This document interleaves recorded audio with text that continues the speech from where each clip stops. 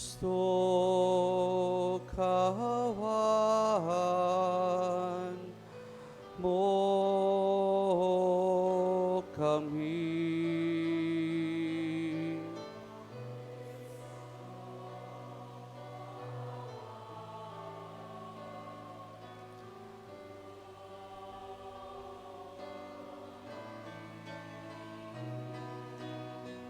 Panginoon, kawan mo kami.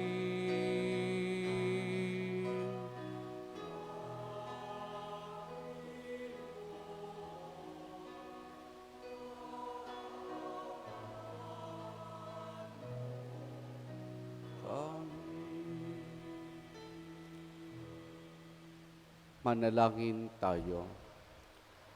Ama naming makapangyarihan, sa pagdiriwang namin sa pagsilang sa kalangitan ng Obispo si San Benaventura, umunlad nawa kami sa karunungang itinuro niya upang matularan namin ang maalab niyang pag-ibig sa iyo sa pamamagitan ni Jesus, kasama ng Espiritu Santo magpa sa walang hanggan.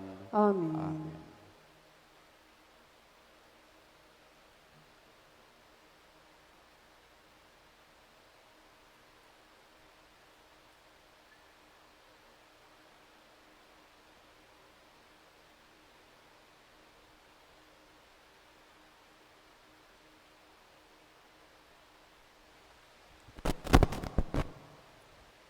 Ang salita ng Diyos mula sa aklat ng Henesis. Noong mga araw na iyon, sinabi ni Jacob sa kanyang mga anak, "Ngayoy papanaw na ako upang mapisan sa mga kasamahang na mayapa na. Doon ninyo ako ililibing sa pinaglibingan sa akin mga magulang, sa yungib sa tapat ng bukid ni Eprong Heteo. Ang libingang iyo'y nasa silangan ng Mamre, sa may kanan. Binili yun ni Abraham at doon siya inilibing, pati ang kanyang asawang si Sarah. Doon din inilibing ang mag-asawang Isaac at Rebeka, at doon ko na rin inilibing si Leah. Ang bukid at yangib na iyong binili nga sa Heteo. Matapos masabi ang lahat ng ito, siya ay nalagutan ng hininga. Mula nang mamatay ang kaniyang ama, nag-alala na ang magkakapatid ni Jose. Sabi nila, "Paano kung galit pa sa atin si Jose at gantihan tayo sa kalupitang ginawa natin sa kanya?" Nagpasugo sila kay Jose at ipinasabi ang ganito, "Bago namatay ang ating ama, ipinagbili niya sasabihin ito sa iyo.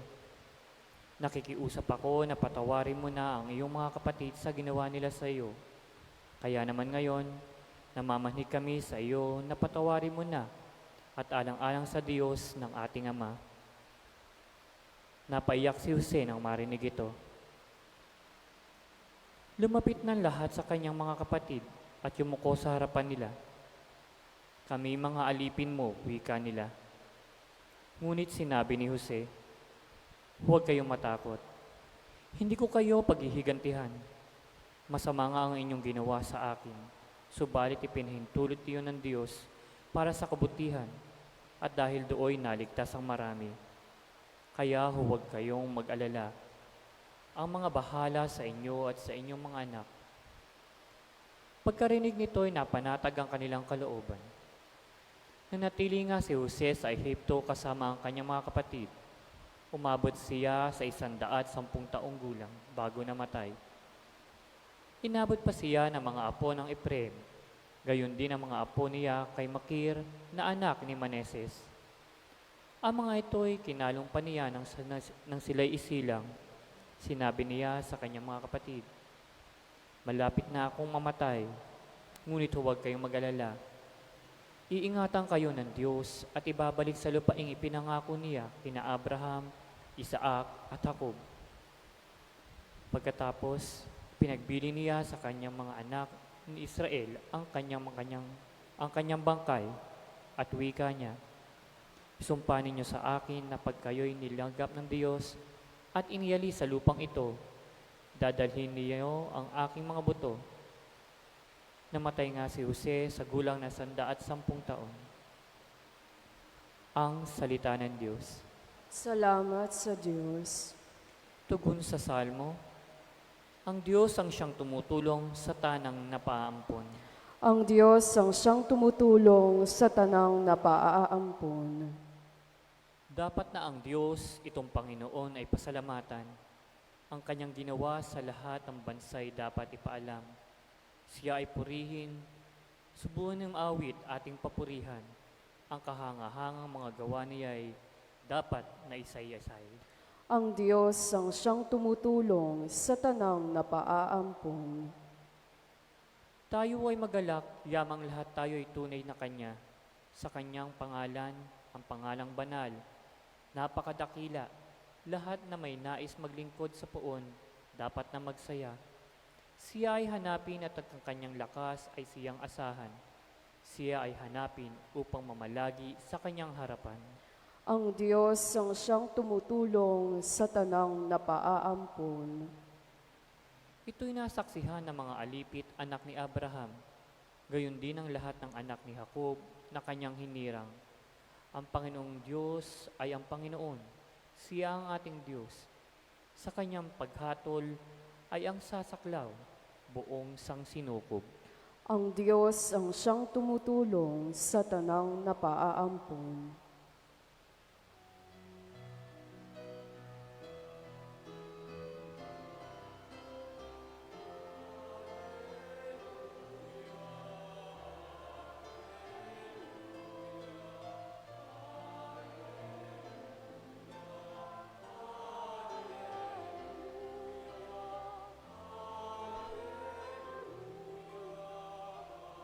Alleluia, Alleluia, Alleluia.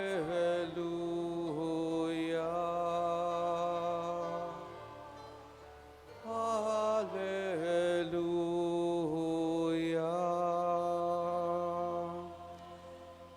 Sumainyo ang Panginoon. At sumayo rin. Ang mabuting balita ng Panginoon ayon kay San Mateo. Papuri sa iyo, Panginoon. Noong panahong iyon, sinabi ni Jesus sa mga apostol, walang alagad na higit kay sa kanyang guro at walang aliping higit sa kanyang Panginoon. Masihan ang alagad na matulad sa kanyang guro at ang alipin na matulad sa kanyang Panginoon. Kung ang puno ng sambahayan ay tinawag nilang Beelzebul, lalo na nilang aalimurahin ang kanyang mga kasambahay. Kaya huwag kayo matakot sa kanila, walang natatago na di malalantad o nalilihim na di nabubunyag. Ang sinasabi ko sa inyo sa dilim, ulitin ninyo sa liwanag. At ang binulong sa inyo ay inyong ipagsigawan. Huwag ninyong katakutan ang pumapatay ng katawan, ngunit hindi nakapapatay ng kaluluwa. Sa halip, ang katakutan ninyo'y ang nakapapatay ng kaluluwa at katawan sa impyerno. Hindi ba ipinagbibili ang mayas ng dalawa, isang pera? Gayunman, kahit isa sa kanila hindi nahuhulog sa lupa, kung hindi kalooban ng inyong Ama. Maging ang buhok ninyo'y bilang na lahat. Kaya huwag kayong matakot, higit kayong mahalaga kaysa libo-libong maya. Ang sinumang kumilala sa akin sa harapan ng mga tao, ay kikilaling ko rin naman sa harapan ng aking Ama sa langit. Ngunit ang magtatwa sa akin sa harapan ng mga tao, ay itatatwa ko rin naman sa harapan ng aking Amang nasa langit. Ang mabuting balita ng Panginoon. Pinupuri ka namin, Panginoong Hesukristo. Magandang umaga po sa ating lahat. Siguro po lahat na tayo ay nakapaglaro ng jigsaw puzzle. Nasubukan na natin iyan. Bata tayo, may mga jigsaw puzzle. Una, maliliit lamang iyon. Pero sa panahon ngayon ay naglalaki ng jigsaw puzzle. At simple lang naman ang mechanics ng jigsaw puzzle. Yung pagbuo ng larawan, hanapin mo yung mga bahagi nito na provided para makita mo yung kabuuan ng larawan. Kumbaga, ang bawat kurba nito ay merong kumbaga, angkop na kurba dun sa isa pang piraso. Merong mga bahagi na hindi lalapat sa isang bahagi, kaya kinakailangan mo na hanapin kung alin yung bahagi na lalapat doon. Mga kapatid, sa ating pong unang pagbasa, ating natunghan dito ang dalawang kamatayan. Ang kamatayan ni Israel na masayang mamamatay sapagkat ang kanyang nawawalang anak na inakalang patay na si Jose ay natagpuan niya at nakasama na niya. At yung pangalawang kamatayan ay ang kamatayan ni Jose na namuno bilang gobernador sa isa sa mga distrito ng Ehipto ng buong pagpipitagan, ng buong karunungan. Si Jose ay inilikas ang kanyang buong pamilya sa Ehipto noong pagkakataong yaon. Kayon, itong kayo mga kapatid ay nandun pa rin yung sabihin natin parang takot, pag-aalinlangan kay Jose. At ang dahilan dito ay yung kasalanan ng ginawa nila sa kanya. Tatakot sila baka di sila patawarin, natatakot sila na pagkamatay ng kanilang ama ay magiganti ang kanilang kapatid. Pero taliwas ang nangyari. Pinatawas sila ni Jose. At gayon din, sabi sa kanila na huwag sila mag-alala sapagkat may malaking plano ang Diyos kung bakit nangyari ang lahat ng ito. May malaking plano ang Diyos kung bakit nangyari ang lahat ng ito.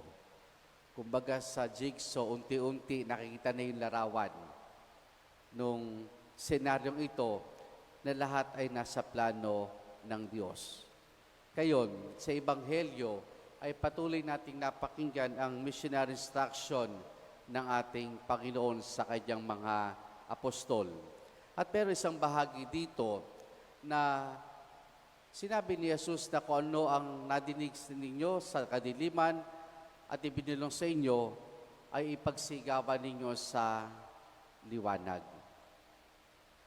Kung ano ang sinabi sa inyo sa kadiliman, at ibinilong sa inyo ay ipagsigawan ninyo sa liwanag. Parang contrasting yung panalita ng Panginoon. Pero ano bang ibig sabihin noon? Tandaan natin, si Jesus kung magturo sa mga tao ay sa pamamagitan ng talinhaga. Sa pamamagitan ng talinhaga. At dahil ito sa pamamagitan ng talinhaga, natatago ang kahulugan nito at kinakailangan na, sabihin natin na pag-isipan, pagnilayan ng mga nakikinig kung ano ang nais ipahiwatig ng ating Panginoon. Kumbaga sa pamamagitan ng mga talinhaga, ay ito yung pamamaraan ni Jesus para palapitin ang mga tao sa Kanya upang ipaalam sa kanila o malaman nila kung ano yung nais ipahiwatig ng Panginoon. Kasi it would arouse interest sa kanyang mga nakikinig. It would arouse interest sa mga nakikinig sa ating Panginoon dahil nga, pero sinabi si Jesus, hindi nila naunawaan dahil ito'y natatago. Adi mo'y ibinubulong lamang. Adi mo'y sa kadiliman sinabi sa kanila. Kaya ito mga tao, out of curiosity, out of interest, ay lalo pang makikinig sa ating Panginoon hanggang sa tuluyan na nilang maunawaan ang kanyang mga aral, ang kanyang mga turo. At kapag ito'y lubusan ng naunawaan ng mga tao, ito yung dapat nilang ipagsigawan. Ito yung dapat nilang ipahayag. Ito yung dapat nilang isabuhay. Mga kapatid, sa buhay natin, maraming mga bagay na mahirap unawain. Marami karanasan na hindi kayang maipaliwanag kaagad. At sa mga ganung pagkakataon, siguro ito yung pagkakataon para sa atin na lumapit sa Diyos. Magdasal, hilingin ang biyaya na maliwanagan ang ating kaisipan, maliwanagan ang ating puso. Kung hindi man lubusang maunawaan, ay makita natin ito batay sa plano ng Diyos. Makita natin ang mga karanasan natin sa ating buhay batay sa plano at kalooban ng Diyos. Hindi man natin lubusang maunawaan, pero yung makita natin na ang lahat ng nangyayari sa atin ay may kaugnayan sa plano, sa kalooban ng Diyos. Hanggang sa ito'y makita ng bawat isa sa atin. Katulad din sa jigsaw puzzle, merong mga bahagi na hindi magtutugma na kung ipipilit natin na doon ilagay ay talagang hindi pwede. Pero kung hahanapin natin ito, yung katugma, maaring mahirap, maaring abutin tayo ng ilang oras para lamang makita kung alin yung magkatugma. Pero malaga makita natin na ang bawat bahagi ng jigsaw ay bumubuo ng isang malaking larawan. Ang karanasan natin, ang karanasan ni Jose ay bumubuo ng isang malaking larawan na naayon sa kalooban at plano ng Diyos. Amen.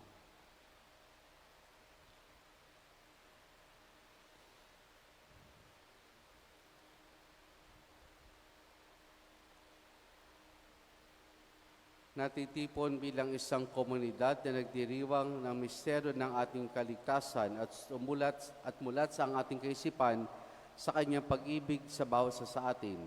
Dumulog tayo sa pananalangin sa Diyos, ang ating walang hanggang Ama, ating itutugon.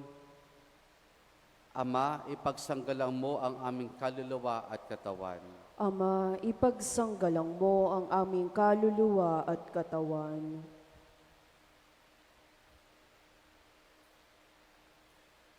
Ang Santo Papa, mga obispo at mga tinawag, naway maging gabay sa bayan ng Diyos upang umakay sa sangkatauhan sa kaalaman at pananampalataya kay Kristo. Manalangin tayo sa Panginoon. Ama, ipagsanggalang mo ang aming kaluluwa at katawan. Tayo naway mabigyan ng biyaya na harapin ang paghihirap na pagsubok ng may katapangan. Nalalaman na panig sa atin ang Panginoon na nagbibigay sa atin ng lakas. Manalangin tayo sa Panginoon. Ama, ipagsanggalang mo ang aming kaluluwa at katawan.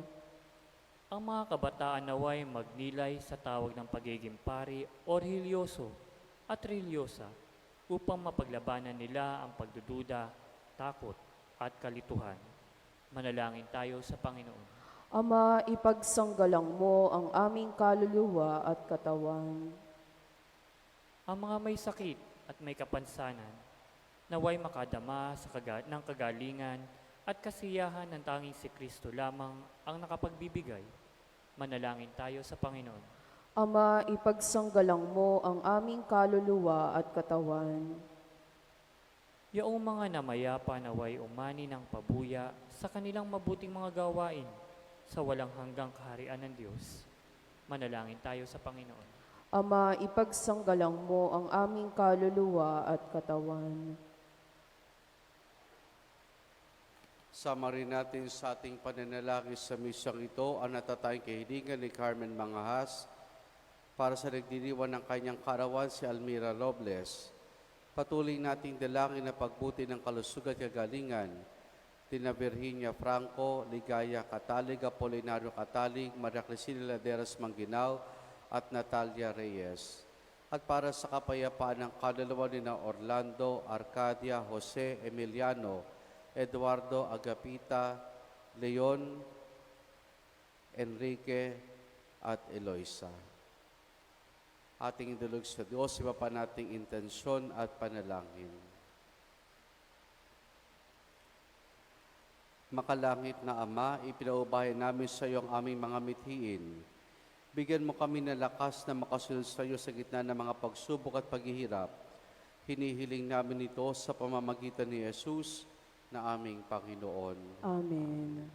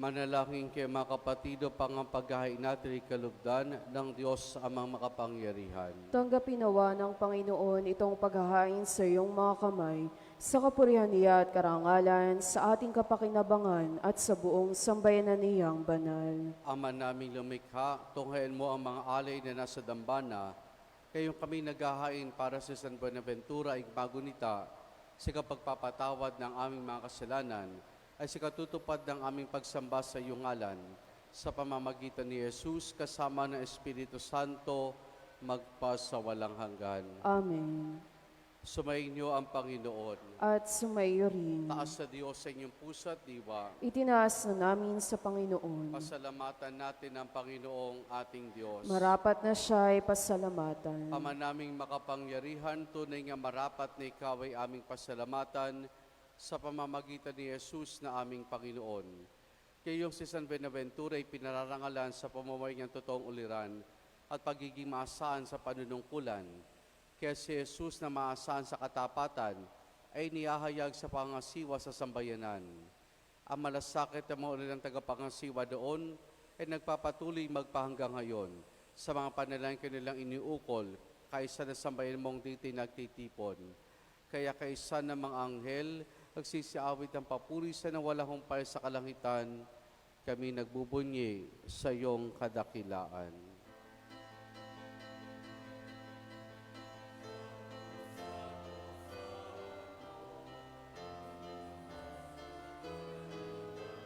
Napupuno ang langit at lupa ng kalwalhatian mo. O sana sa kaitaasan, pinagpala ang naparirito sa ngalan ng Panginoon. O sana sa kaitaasan.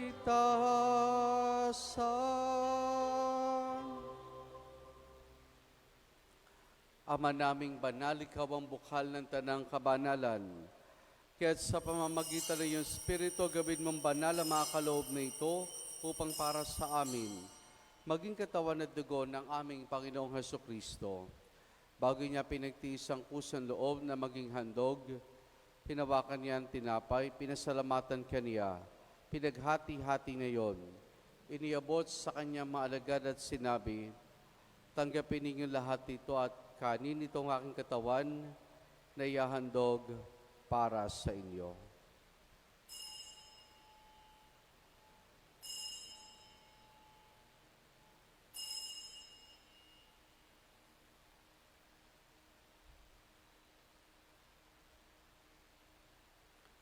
Gayun din naman na matapos ang hapunan, hinawakan niya ang kalis. Muli kanyang pinasalamatan. Iniabot niyang kalis sa kanyang maalagad at sinabi, tanggapin ninyo lahat ito, tinumin itong kalis ng aking dugo, ng bagot wala hanggang tipan. Ang aking dugo na ibubuhos para sa inyo at para sa lahat sa kapagpapatawad ng mga kasalanan. Gawin ninyo ito sa pag-alaala sa akin.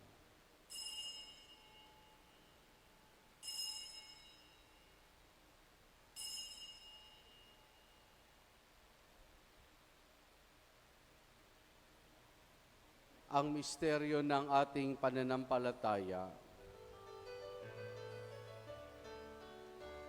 Si Kristo ay gunitahin,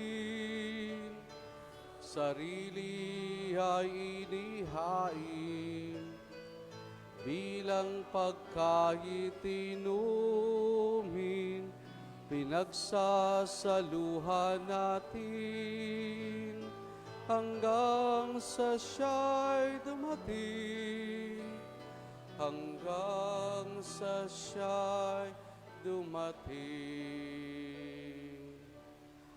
Ama, ginagawa namin ngayon ang pag-alaala sa pagkamatay at muling pagkabuhay ng iyong anak, kaya tinialay namin sa iyo ang tinapay na nagbibigay buhay at ang kalis na kakaloob ng kaligtasan. Kami nagpapasalamat dahil kami minarapat at tumayo sa harap mo para maglingkod sa iyo. Isinasamo namin kami magsasalo-salo sa katawan at dugo ni Kristo ay mabuklod sa pagkakaisa sa pamamagitan ng Espiritu Santo. Ama, lingapin mo ang simbahan laganap sa buong daigdig. Puspusin mo kami sa pag-ibig kaysa ni Francisco naming Papa at didening sa aming obispo at ng Tanang Kaparian. Alalahanin mo rin ang mga kapatid naming nahimlay na may pag-asang sila'y muling mabubuhay, gayon din na lahat ang mga pumanaw at mga kaluluwa sa purgatorio. Kaawan mo sa patuloyin sa iyong kaliwanagan. Kaawaan mo at pagindapati kaming lahat na makasalo sa iyong buhay na walang wakas. Kaisa ng mahal na Birheng Maria na Ina ng Diyos, ang kanyang kabiyak ng puso si San Jose, kaisa ng mga apostol, ni San Juan Bautista, San Benaventura at ang lahat ng mga banal na namuhay dito sa daigdig ng kalugod-lugod sa iyo, may pagdiwanawan namin ang pagpupuri sa kararangal mo sa pamamagitan ng iyong anak na aming Panginoong Heso Kristo. Sa pamamagitan ni Kristo, kasama niya at sa Kanya, ang lahat ng parangal papuri ay sa iyo, Diyos amang makapangyarihan, kasama ng Espiritu Santo, magpa sa walang hanggan. Amen. Amen. Amen. Amen.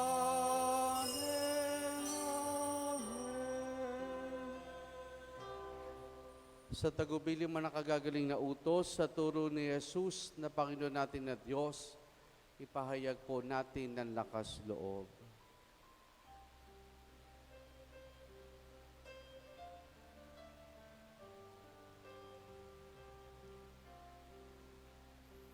Ama namin, sumasalangit ka, sambahin ang ngalan mo,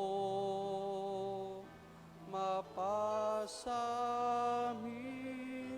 ang kaharian mo, sundin ang loob mo, dito sa lupa para nang sa langit. Bigyan mo kami ngayon ng aming kakanin sa araw-araw at patawarin mo kami sa aming mga sala para ng pagpapatawad namin sa nagkakasala sa amin, at huwag mo kaming ipahintulot sa tukso, at iadya mo kami sa lahat ng masama.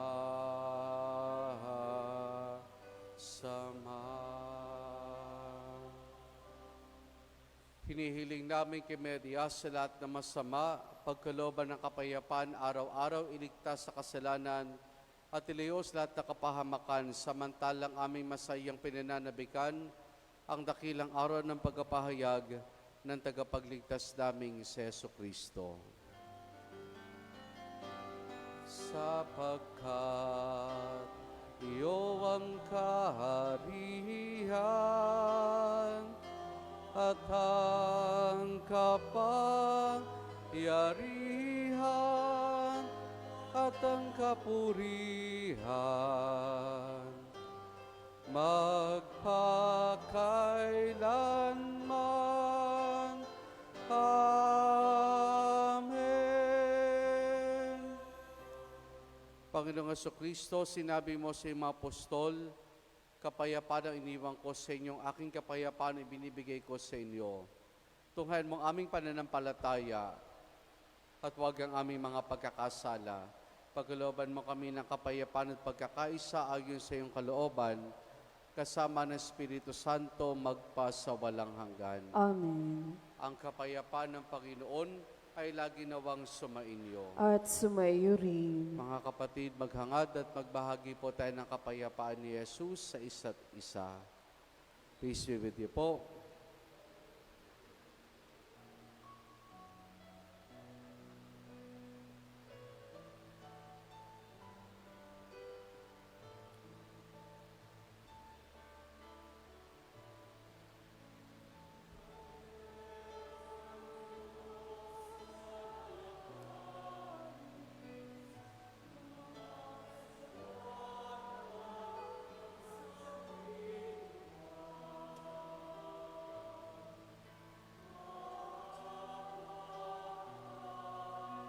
Sa amin.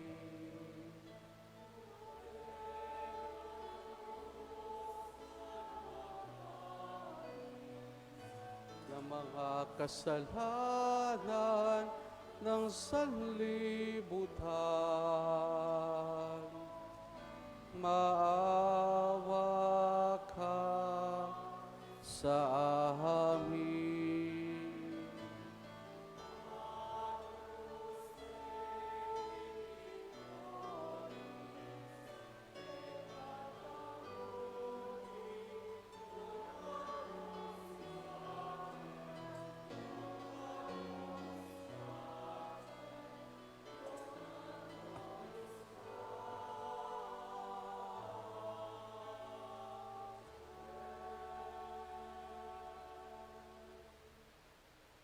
Narito si Jesus, ang kordero ng Diyos.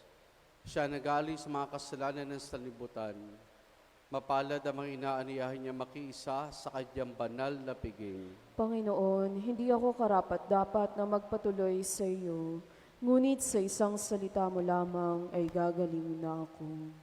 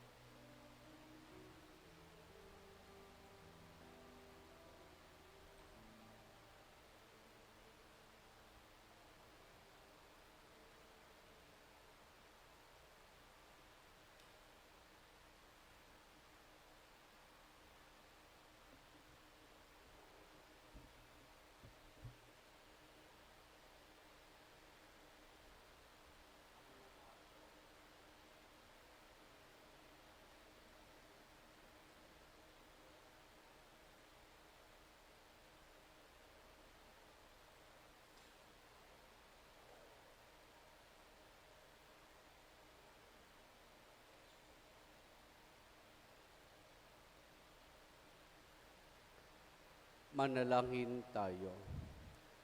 Ama naming mapagmahal, kaming nagsipakinabang ay dumadalangin ang pinananaligan ng uliran naming si San Buenaventura ay mapahayag namin at ang tinuro niya ay magawa naming ganapin sa pamamagitan ni Jesus kasama ng Espiritu Santo magpasawalang hanggan. Amen. Sumainyo ang Panginoon At sumayo rin. at pagpalain tayong lahat ng mabutit mapagmahal na Diyos sa Ama, Anak at Espiritu Santo. Amen. Naialay na natin ang pagdiriwan ng banal na misa, kumain tayong taglayang kapayapaan pag-ibig ng Panginoon. Salamat sa Diyos. Purihin po natin ang ating Panginoon. Salve